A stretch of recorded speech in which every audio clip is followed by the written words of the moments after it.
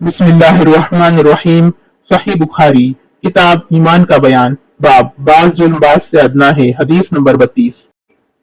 لما نزلت الذین آمنوا ولم يلبسوا ایمانهم بظلم، سورہ انعام۔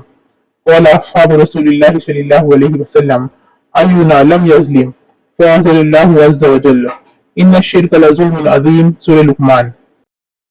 ترجمہ: جب سورہ انعام کی یہ آیت اتری، جو لوگ ایمان لائے اور انہوں نے اپنے ایمان میں گناہوں کی آمیزش نہیں کی، تو آپ صلی اللہ علیہ وسلم کے اصحاب نے کہا، یا رسول اللہ صلی اللہ علیہ وسلم، یہ تو بہت ہی مشکل ہے، ہم میں کون ایسا ہے جس نے گناہ نہیں کیا؟ تب اللہ پاک نے سورہ لقمان کی یہ آیت اتاری، ان الشرک لظلم عظیم، کہ بے شک شرک بڑا ظلم ہے۔